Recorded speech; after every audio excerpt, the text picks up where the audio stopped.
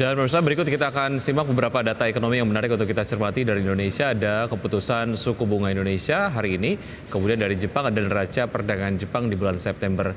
Dari Korea Selatan ada keputusan suku bunga Korea Selatan di bulan Oktober, dan juga ada dari China, harga rumah China secara year on year di bulan September. Sementara itu dari Malaysia ada data soal neraca perdagangan Malaysia di bulan September.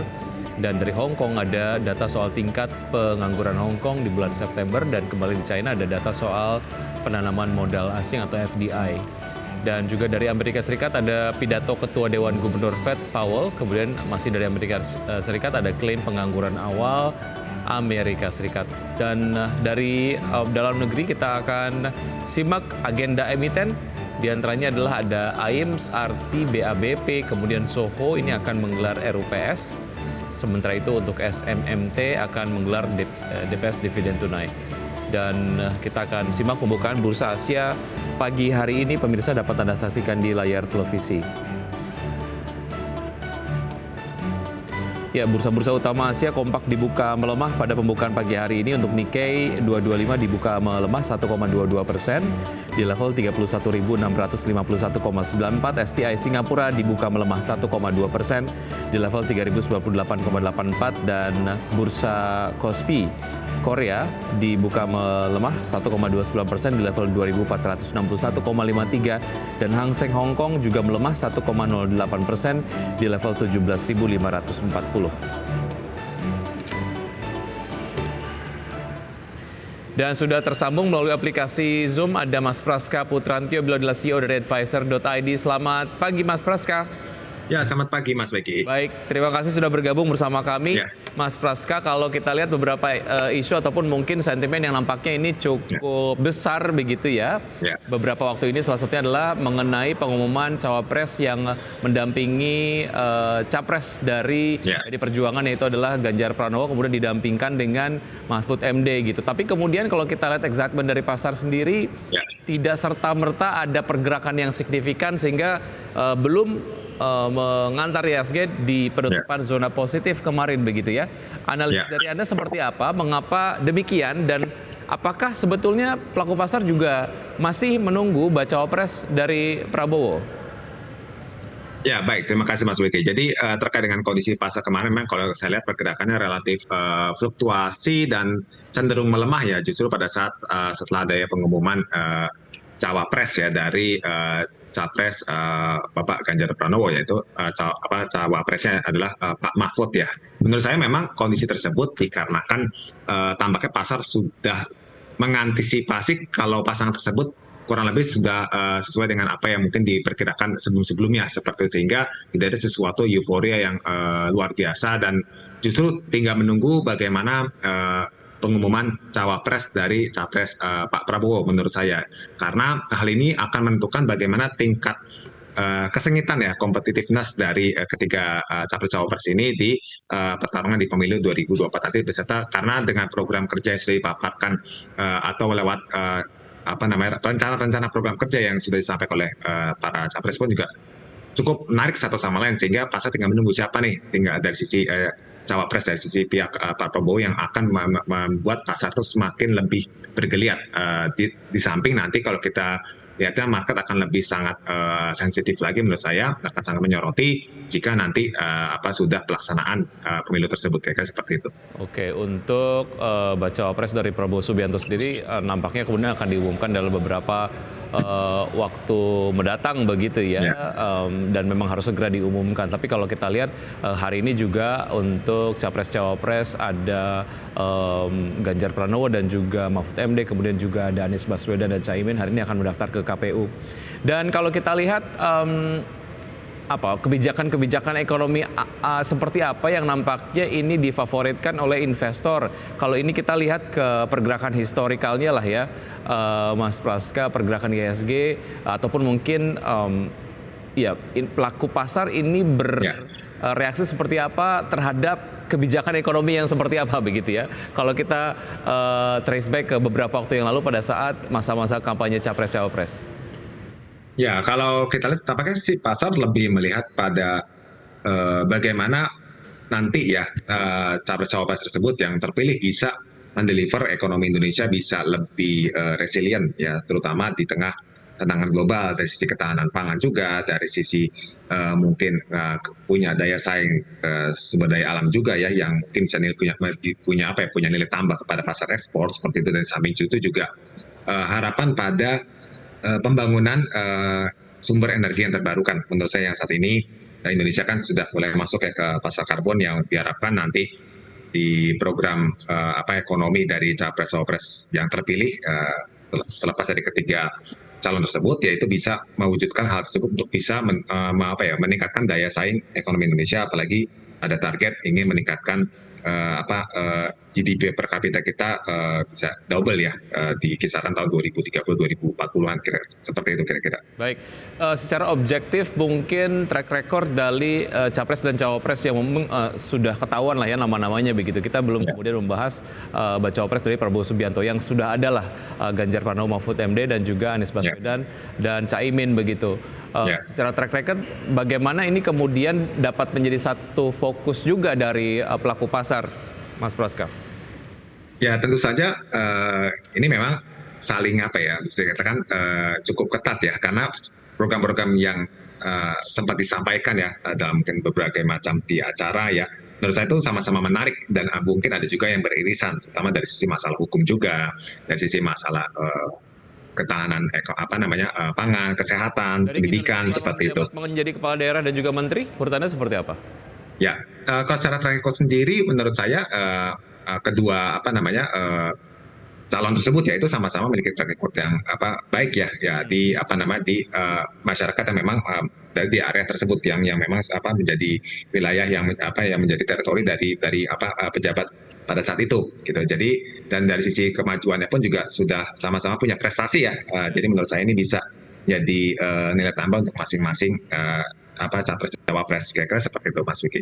Oke, yang menjadi concern dari pelaku pasar sendiri apa? Apakah memang nama-nama tadi gitu ya, ataukah memang kestabilan suhu politik di dalam negeri begitu yang kemudian ini dapat berdampak kepada berbagai macam sentimen psikologis yang dapat mempengaruhi pasar?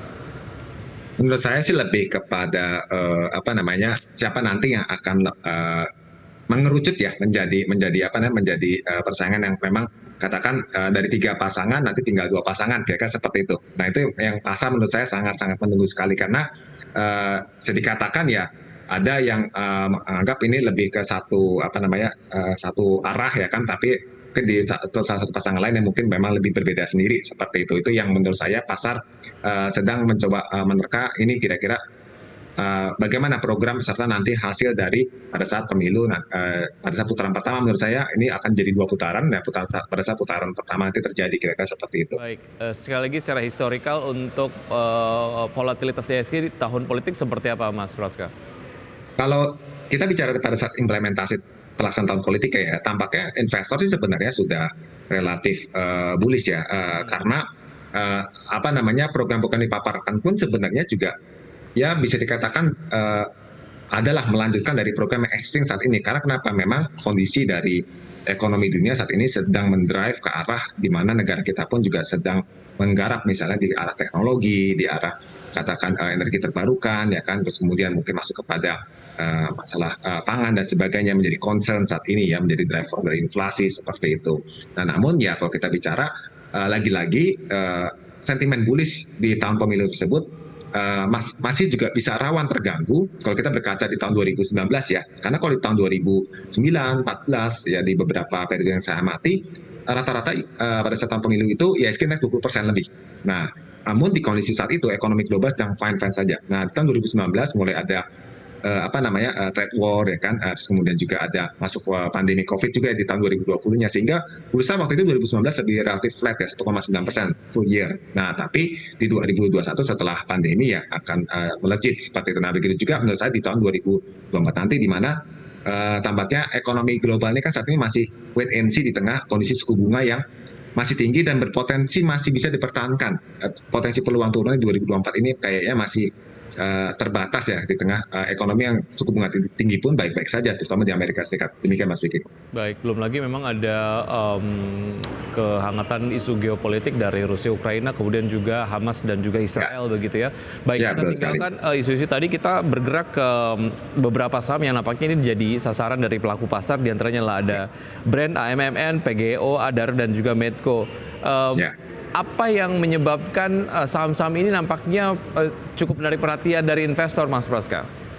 Ya, kalau kita bicara yang ini dulu ya, yang EBT yang terbarukan, Brand dan PGO, memang dua emiten ini sama-sama bergerak di PLTU berbasis tenaga panas bumi ya, seperti, dan ini memang digadang-gadang menjadi salah satu sumber tenaga untuk berkontribusi terhadap penyediaan listrik ya, yang potensial di masa depan. Kita bicara mungkin jangka panjang di atas 10 tahun ya, jadi sangat aktif, sehingga saat ini ya saham Brand, saham PGO ya, yang memang kalau saya lihat dari saham-saham EBT ya, kan ada beberapa saham yang berbasis pada energi terbarukan, ada Brand, PGO, Arco ya kan, Dakin ya kan. Nah, ini dua saham tersebut yang berbasis pada panas bumi yang lebih leading di seminggu terakhir, sehingga itulah yang membuat sektor infrastruktur pun juga kembali terdongkrak ya, karena apalagi saham Brand yang market cap-nya pun langsung melonjak sekitar lebih dari 500 triliun seperti itu yang kalau saya lihat dari data pertanggal 18 Oktober kemarin, seperti itu kira-kira. Baik, yang menarik adalah Brand sendiri naik signifikan, tapi asing mencatatkan net sales 126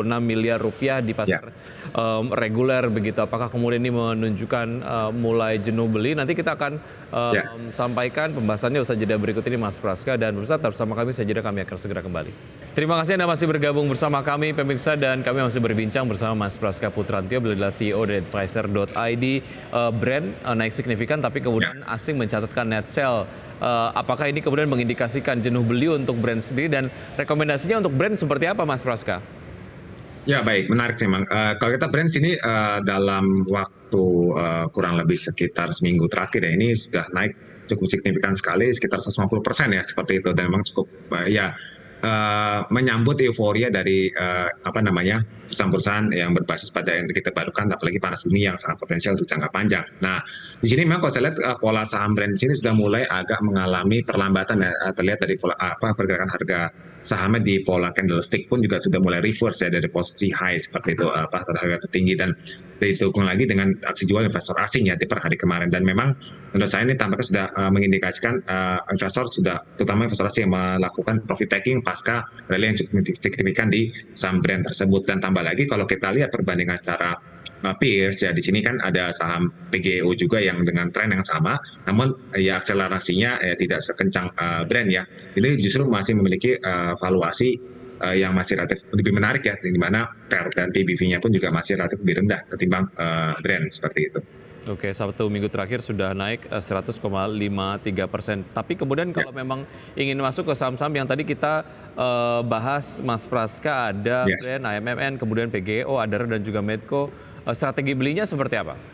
Ya, baik. Jadi mungkin kalau untuk AMMN, Aman Mineral dan juga Medco plus Adaro ya, ini batu bara meskipun komoditas turun, namun tampaknya saham-saham berbasis logam mineral ya, mineral dan juga minyak mentah. Ini naik agar komoditasnya naik kalau minyak mentah, dan juga kalau mineral itu dikarenakan ekonomi Tiongkok ternyata rilis lebih bagus ya daripada ekspektasi ya, sekitar 4,9%, artinya bahwa ekonomi Tiongkok tetap tumbuh seperti meskipun relatif melambat dibanding kuartal sebelumnya. Nah, menurut saya di sini untuk saham-saham kayak Brand, AMMN, PGO, Adaro, Medco, kalau untuk Brand sama AMMN sendiri, investor lebih baik buy on weakness ya, karena saya katakan rally yang sudah cukup signifikan terjadi di kedua saham tersebut, mungkin mengantisipasi potensi profit taking. Namun untuk saham menurut saya di sini ada PGO dan Adaro ya, ini dan juga Medco ya, ini masih menarik untuk di koleksi dengan strategi trading jangka pendek saja. Mungkin kisaran kita bicara 2 minggu sampai 1 bulan ya, karena momentumnya sudah mulai sempat terkoreksi dan ada potensi upside setelah kita bicara saham Brand mengalami potensi melambat, dan PGO di sini ada potensi untuk kembali bisa menjadi alternatif yang menarik. Seperti itu. Baik, bicara soal Adaro, nampaknya Adaro ini juga masuk ke dalam daftar saham pilihan Anda pagi hari ini.